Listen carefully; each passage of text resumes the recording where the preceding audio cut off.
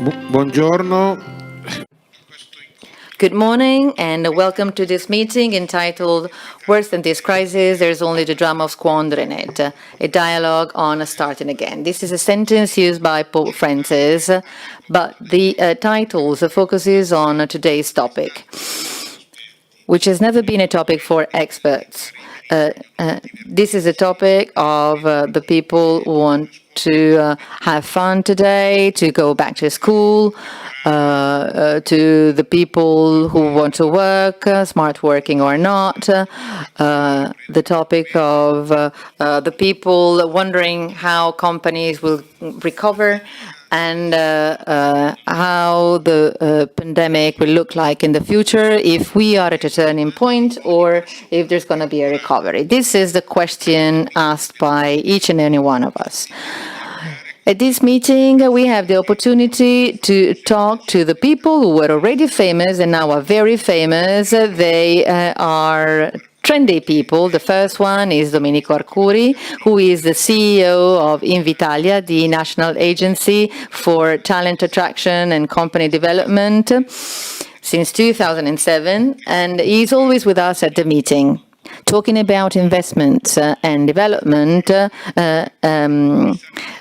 as he does, has always been very important. And now is the extraordinary commissioner for the extraordinary measures to fight against the epidemiologic emergency COVID-19. And now is even more famous than Ronaldo in Italy, because we all bless him and we thank him for being with us today.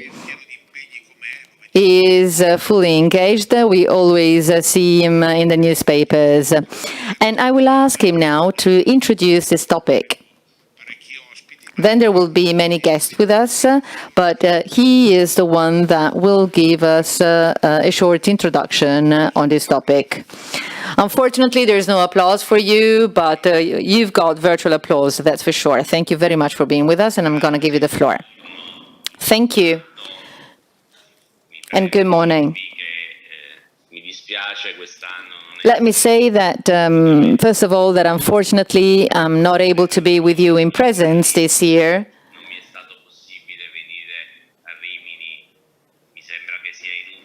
But, I mean, you already know the reasons why I haven't been able to come to Rimini. But I'm really very sorry to be connected and to be virtually present to talk about this topic. I promise that when I will go back to being less famous than Ronaldo, among the nicest things that I'm doing in my life, I will come back to Rimini.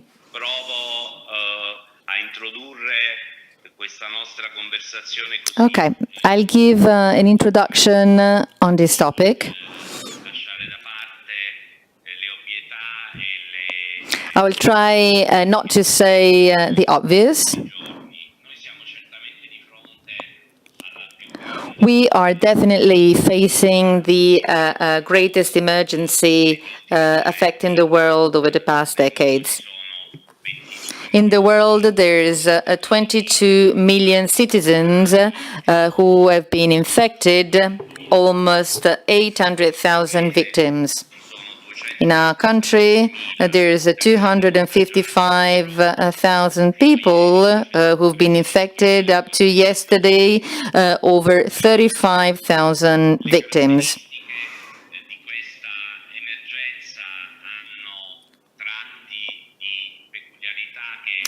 This emergency is quite peculiar, and it is necessary to explain its characteristics, to understand how we can all contribute and share a path, a way, a solution to come out of this emergency. Unfortunately, this epidemic is not just an event.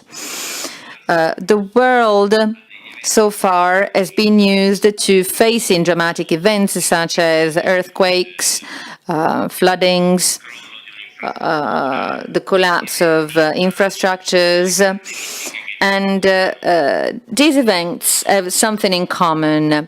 They last at a specific point in time. They last very short, in a very short time, and they live a situation which never changes. So the world is prepared to take measures against it. After an earthquake lasting just 1 minute, there's only ruins. There's corpses, houses that have collapsed, infrastructures that no longer exist, silence everywhere. And you start reconstructing, rebuilding, saving lives.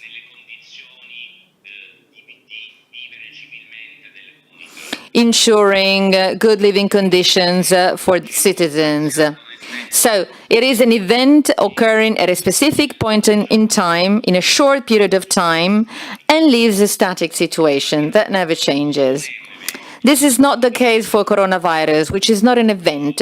It's a sort of flow. It has no limits, no constraints in space nor in time. Every day, it has effects which were not produced the day before, whose seriousness cannot be foreseen. Therefore, the situation is never static, but dynamic. The world has never been changed to face that. Anywhere, not even in Italy. And we have learned doing that by running after the situation, step by step.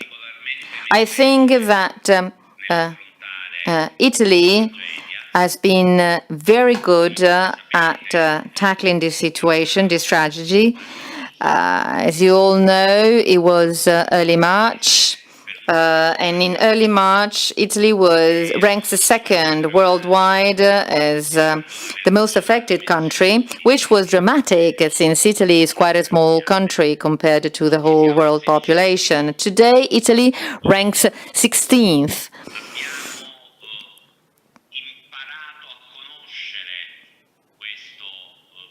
We have learned we got to know this virus, which was unknown to us all.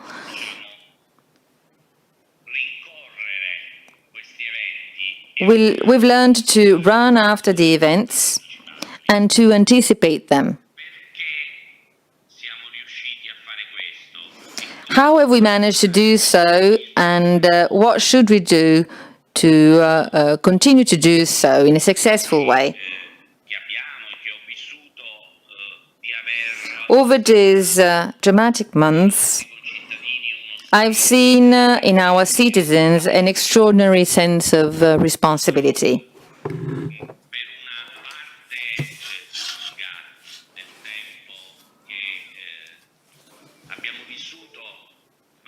For a long period of time, we had to renounce one of the most fundamental rights, as in freedom. And we've done that with responsibility and in a very serious way. We've managed to face that much better than what happened in other countries, but the cost was enormous. First and foremost, more than 35,000 victims, as well as the total block of all the economic activities, the lack of human relations and contact between people with all its consequences and impacts.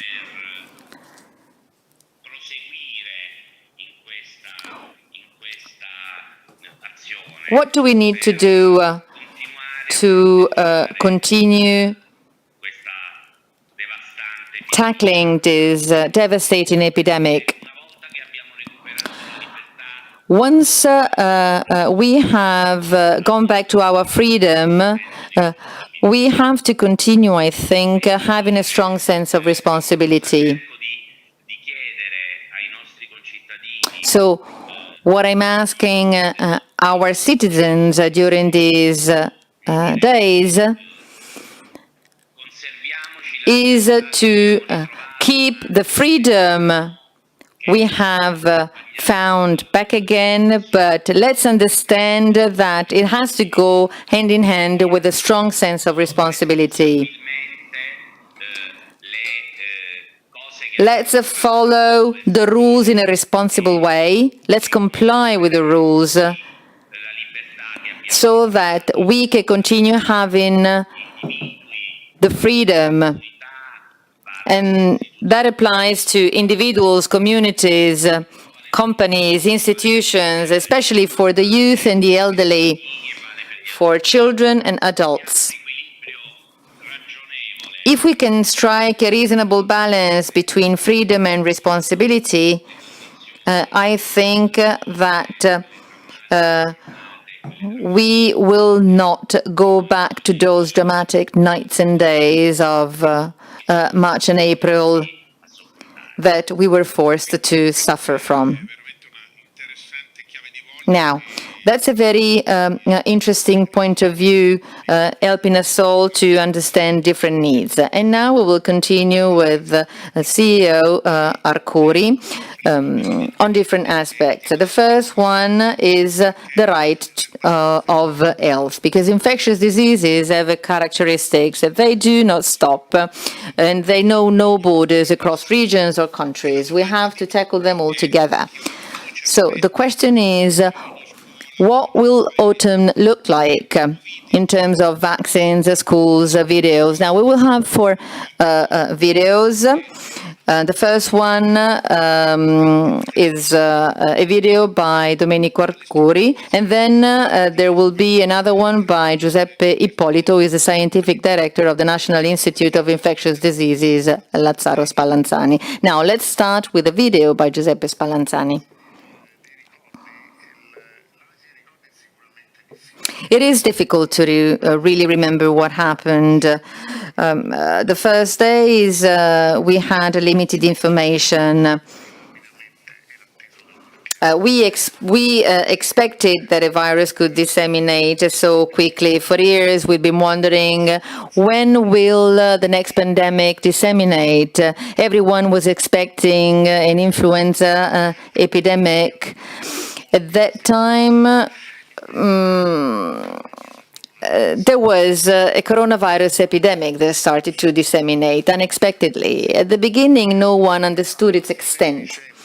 At the end of December, China reported the first cases, and in that case, Facebook was even faster than the official media. And people were very skeptical at that time. Over a couple of weeks, the first data came from Wuhan, and that raised a lot of concern. Many, myself included, didn't expect so many victims at the beginning. It's easy to say, okay, we expected that. No, we didn't expect so many victims, and especially we didn't expect so many victims in developed countries. This is a clear signal that we needed to prepare, and preparing means doing research on preparedness. It means having local authorities investing on preparedness. The experience of the UK, who did a wonderful swan exercise after the famous book Black Swan, showed us a couple of things. That first, oftentimes we're not really ready. We have not the necessary facilities to have the equipment to entertain, to maintain them. Oftentimes, if we don't have research, if we don't invest on national infrastructures and on national preparedness systems leading to vaccine, antibodies and diagnostic kits produced in that country without waiting for them to come from the US, which often then block them to use them for their own country, or maybe we we make everything in China because it's cheaper. If we don't do that, then we'll never be ready. This is why we need a national model, without which and without strong guidelines, without a strong chain, without a strong state focusing on healthcare, there will be no future. This epidemic will stop, but another one will arrive sooner or later. So, Professor, it will soon be winter. Will it come back? Everyone is afraid of that. Maybe it will come back because the virus is circulating, and when the weather changes, the change in weather has helped us a lot. There's not just influenza. There's many respiratory viruses. We need to be able to do swab tests to all people having respiratory disease.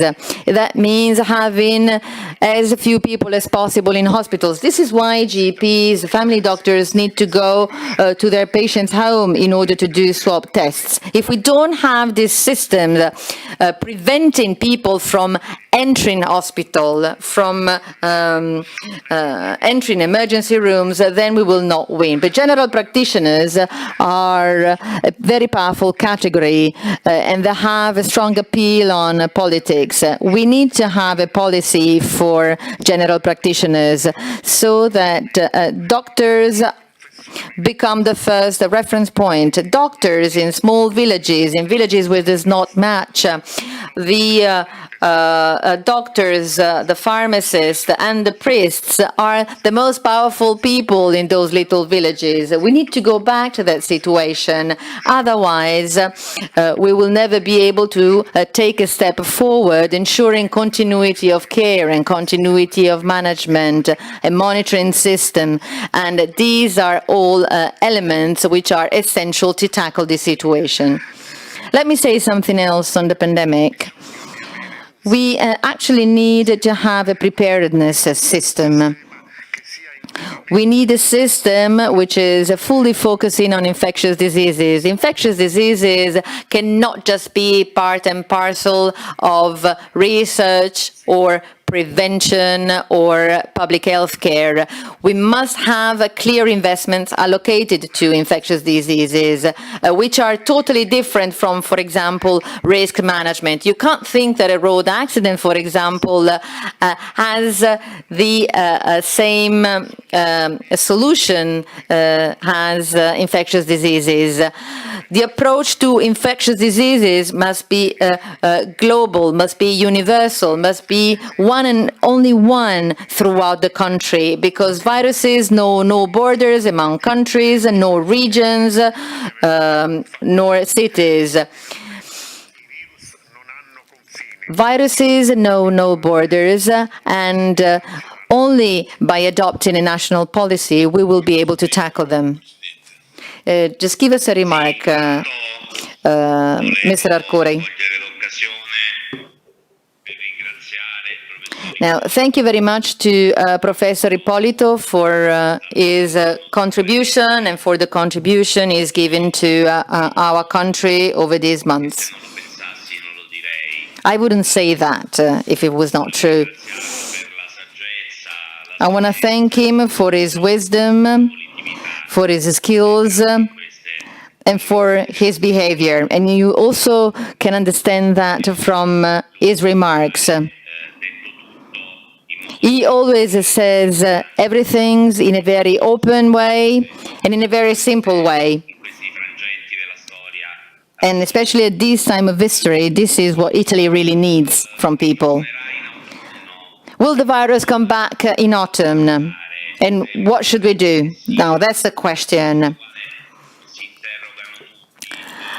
Many people are wondering about this. Oftentimes, citizens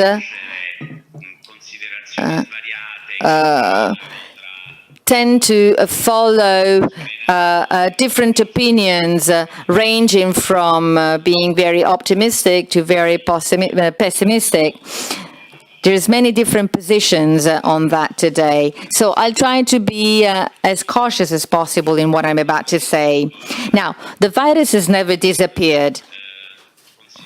That's the first remark. That's the first statement.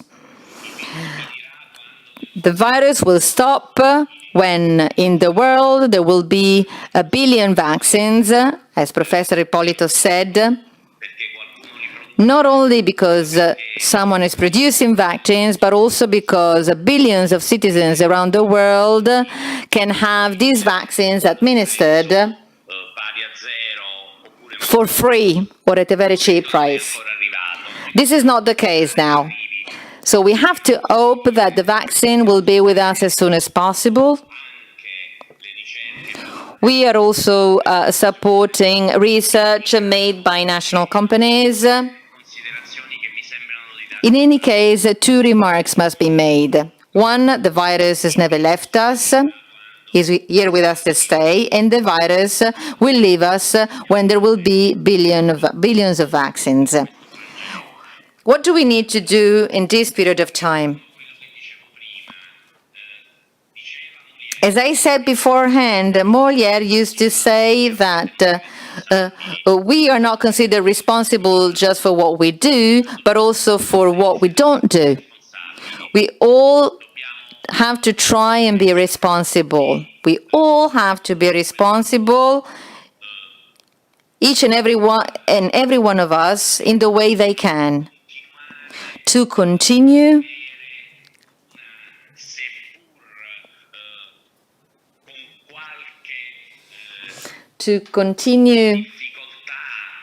though difficult it might be.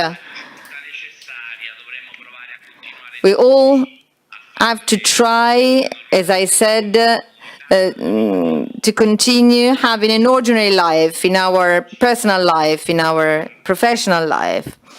At present,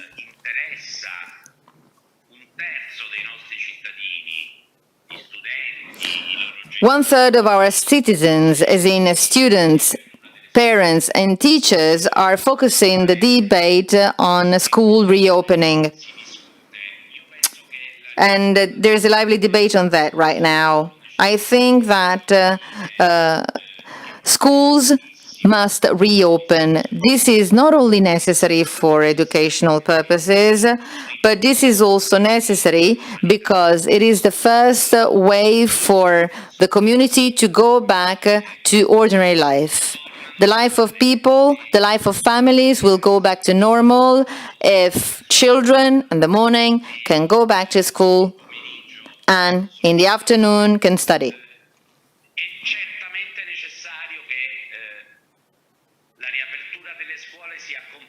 But this has to go hand in hand with a wide range of tools that you all know, enabling schools to be reopened in a safe way.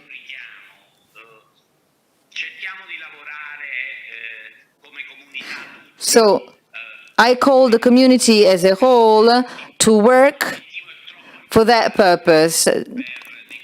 This goal is too important to waste time in debates or in conflicts among the parties or in promoting different points of view. Let's show once again to be an extraordinary community, and let's work together, each one of us giving their own contribution. And I call on all the stakeholders to do so that we can go back to normal as a society. Italian schools will reopen on the 14th of September. That will have to happen in the safest possible way. That will be an enormous result, and I believe that we will be able to do so. So the following question is, How we behaved and how should we behave in order to tackle a new emergency. We've talked about local primary care and much more. Now let's hear another very important person of this period, Franco Locatelli. There's undoubtedly COVID-19 has really tested all healthcare systems around the world. Italy was the first Western country to be affected by the epidemic, by an unknown infection at the beginning.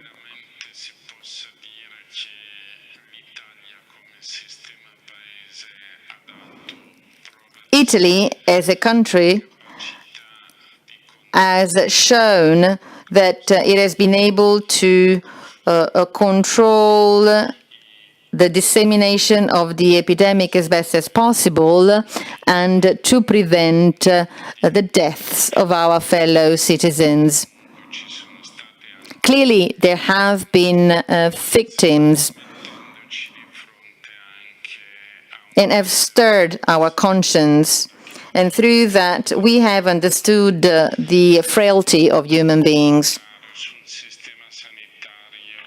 We were able to count on a universal healthcare systems provided to everyone. We have been able to provide the most effective treatments in different contexts, and that indeed was an asset.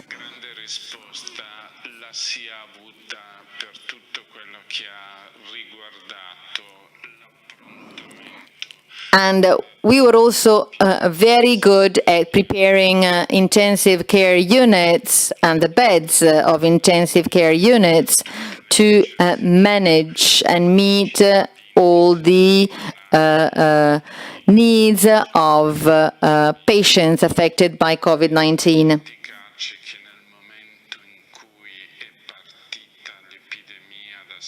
When the epidemic started, Italy had just over 5,000 beds in intensive care units. In the end, we had over 9,000 beds.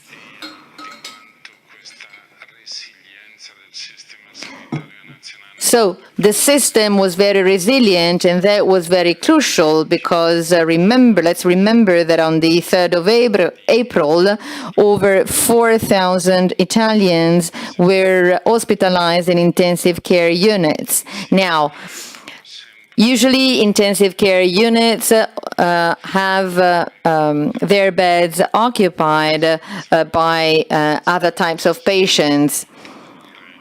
Therefore, we wouldn't have been able to react successfully without all the measures that were implemented. Also, we were able to protect the regions of central and southern Italy and the islands from the dissemination of the epidemic. Had we not implemented all the lockdown measures, had we not adopted responsible individual behaviors throughout Italy, such as social distances, the use of masks, frequent washing of our hands, the consequences would have been much more dramatic. As unfortunately we can see in many countries still today. Let's think, for example, of the situation that we have now in the Americas, in India, or in other countries, even European countries, which right now have a much larger number of patients and victims than we had in Italy. Now, the question is, will there be a second epidemic wave? And will we be ready to tackle it? As for the first question, I think that through intellectual honesty, out of intellectual honesty, I have to say that we don't know if a second wave will arrive or not, and when it will arrive. What we really know is that it will never be so serious as it was in the past, at the end of February, in March, and in April. It will never be so serious because Italy now is able to implement some key strategies to identify epidemic outbreaks, to limit the dissemination of the epidemic. Italy now can produce personal protection equipment to prevent the dissemination of infection. Throughout these weeks, Italy has also prepared all the beds and organized all the beds of intensive care units so that they can be readily available to patients. Clearly, this dramatic epidemic has to teach us to disinvest on healthcare in the future. Unfortunately, for many years, no investments, no suitable investments were allocated to healthcare. The pandemic has taught us that this is essential, crucial for the health of citizens. We also need to learn and strengthen those measures to improve efficiency. First and foremost, local primary care, which is useful to manage epidemics such as COVID-19. And if future epidemics arrive, local primary care could enable us to be more effective and to better safeguard health, which is the most precious asset that we all have. Mr. Arcuri, I'll give you the floor for a remark. I would like to thank Professor Locatelli as well for his contribution and for what he's still doing for our country. And I really like to repeat a sentence that he said when he talked about the fragility of man, and in particular when it relates this to the confession about our inability to foresee how deep and the possible next wave of the virus will be, and to what extent it may hit us again. So that said, I think that it is important to consider the strength and extent and tragedy of this pandemic in order to strike the necessary balance we need. Professor Locatelli reminded us of the huge amount of work carried out over the last few months, a work we should all be proud of. At the beginning of the emergency, we had 5,179 beds in intensive care units, and in Germany they had 30,000. During the peak of the emergency, we had 9,447, almost twice as much. At the beginning of the emergency, we had 6,525 beds in the infectious diseases departments that could have hospitalized also intensive care unit patients. And then during the peak, we had 35,000. So it was an extraordinary effort resulting from the emergency situation, from the anxiety. Now we are all working hard because I think that we all do share a clear duty vis-à-vis our citizens. And the best way to respect and pay homage to the 35,000 Italians that died because of this tragedy. So we have the duty to provide our country with an infrastructure that is better than it was at the beginning of the emergency. As far as the healthcare system is concerned, the system is now being analyzed in order to be reorganized.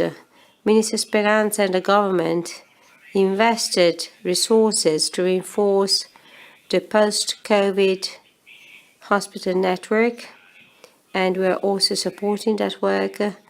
We are currently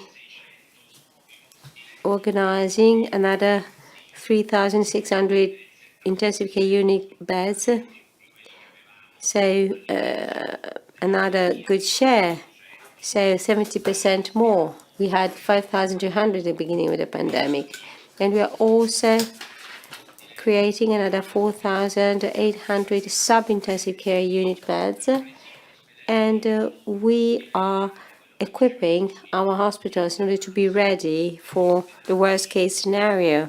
We want to avoid the collapse of our intensive care unit departments because we want to forget what happened, and we want to forget the level of tragedy when healthcare practitioners and doctors and nurses had to decide who to treat and who not to treat. So those hours and moments were tragic, and we do not want to go through that any longer. If you want, I can share with you some remarks about the deeper meaning of the work we're doing over these weeks. So getting ready and making sure that at the end of the day, Italy will be far better off in terms of facilities and healthcare facilities than it was at the beginning of this tragedy. And there is something I used to say. Healthcare investments, as Professor Locatelli said, so investments and disinvestments are the result of a clear choice that our country made over the last few years. In other words, to use the corporate language, in Italy, we have thought too much about our profit and loss and too little about our income statement. We have focused too much on the debt issue that we didn't want to pass on to the future generations, and we thought too little about our GDP. And I think that also we thought too little about the fact that companies and countries can reduce their debts if they can increase their revenues. It's not simply a matter of avoiding necessary investments that are key for the life of their communities. This is another lesson learned from this emergency. Well, considering this very clear picture, it goes without saying that tools become a crucial element. We're going now to see the last two videos. The first one is about industrial policies.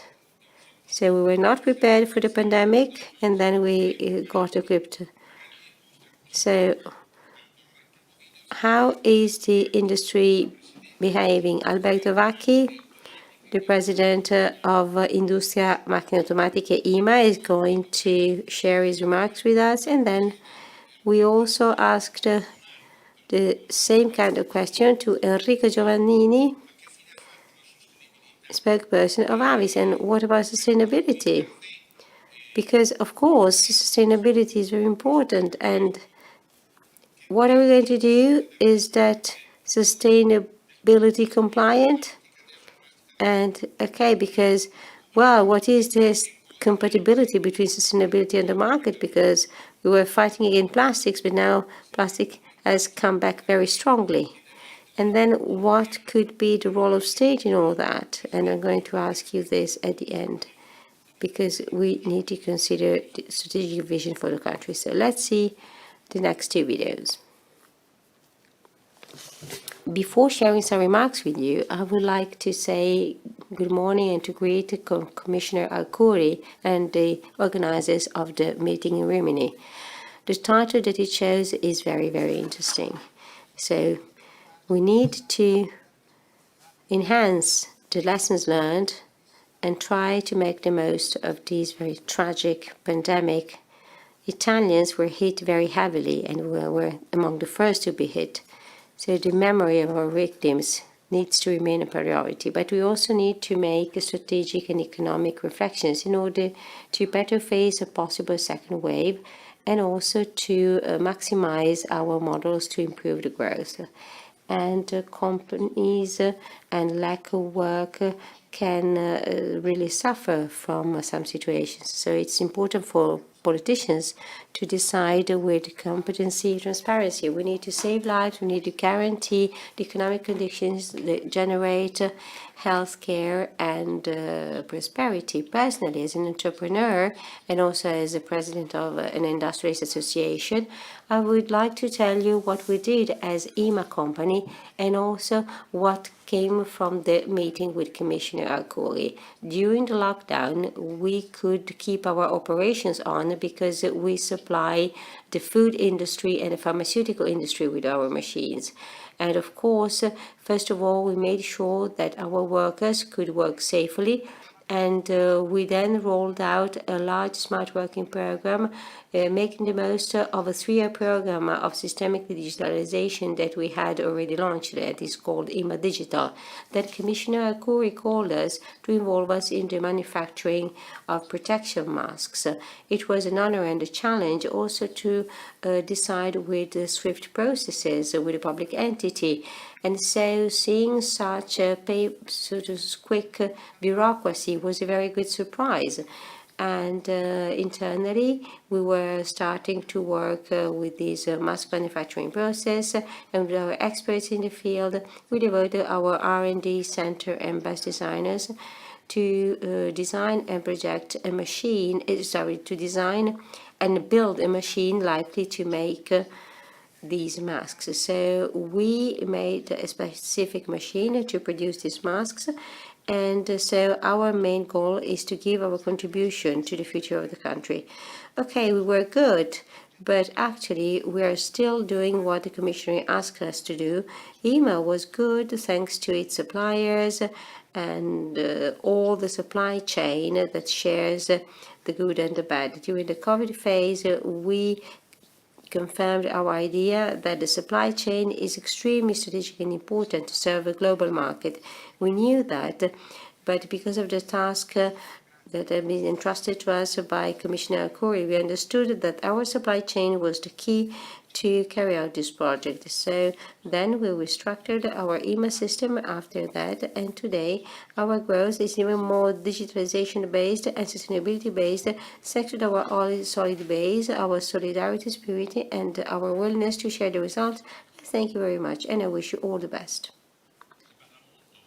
So everybody talks about sustainability and sustainable development, and companies misuse these words and its related adjective, talking about sustainable and sustainability in reference to anything. Some people are getting bored about this buzzword, but actually the good news are that people have understood dramatically because of the pandemic that there is a clear connection between the environmental health, the individual's health, and so there are connections with economic and social variables. As the Pope said, we can't be sound in a sick environment. We can't be healthy in a sick planet. According to all the questions and polls that we made all over the world, we found out that people are expecting economic and social policies tending to a recovery, but in a context of sustainable development. Sustainable development is a very simple concept. It's a kind of development that allows a current generation to satisfy their needs without jeopardizing the fact that next generations will be able to do the same. So it's about fairness among generations. And this is the very same concept that is at the basis of the Laudato Si encyclical letter of Pope Francis. So these generations' fairness is a principle that is not enshrined in the Constitution, because when it was written, people thought that unlimited economic growth would have been beneficial to young generations. And so certainly they would have lived in better conditions than the previous generation. So if policies had to do something, it was protecting the elderly and not the youngest. So we have understood that actually this model of development at all price, this quantitative growth measured by GDP, was something detrimental that brought about huge damage. And of course, we were able to save from poverty billions of people, generating a lot of positive results, but at the same time, making the current development model unsustainable. The good news, again, is that technologies today would let us feed everybody without destroying the planet, would let us provide energy at reasonable costs. So now it's not any longer a political or economic policy system. We need now to leap bound in terms of quality. And Europe certainly responded in an excellent way to this pandemic emergency. The fund that is going to be established to help the countries that were hit the most is called the Next Generation EU. In other words, a fund that should not make us rebound where we were, but prepare a better future for us and the next generations. So sustainable development is really developing roots in people's minds, and not only in the mind of politicians and entrepreneurs, but we need to speed up the cultural mindset change, the technological change, because time is really running out.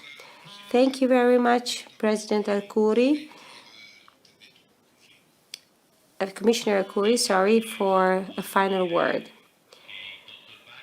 First of all, Mr. Vacchi and Ima were not just good, they were extraordinary. One day I called him and I asked him, please, we need help.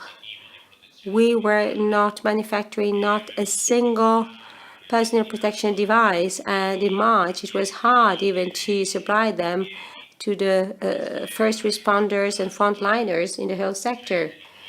And well, that was the result of industrial policies choices of the past we have already talked about, even too much. Mr. Vacchi really helped me a lot, and today we manufacture more than 30 million of surgical masks per day. We have loads, we're ready, we have more than what we need, and we are also ready to give them back in the world to those from all over the world that sent those devices to us. So thank you very much again to Ima. As to sustainability, I do think that what Professor Giovannini said is absolutely plausible, and I do share his views. And in particular, I would like to corroborate what he said. First of all, our country did not pursue a development and growth at all cost model, especially if you look at all the at detailed analysis. So you need to go beyond the indicators and what they seem to say. Secondly, and I must say that This experience made me consider that with hands-on experience, and that pushed me to make choices that were not so popular. For instance, when I decided to impose a fixed price for masks. So, I mean, the right to health is a sort of basic fundamental right when it comes to the health of your fellow citizens. There is no free market. First of all, you need to protect health and then the market. So what should we do now? So trying to capitalize on what have been learned, we need to strike a reasonable balance between public good, public interest, public intervention on the one hand, and private undertakings, free market, and globalization trajectories. I think that too many times this balance has been put aside or put away or forgotten, at least in Italy. And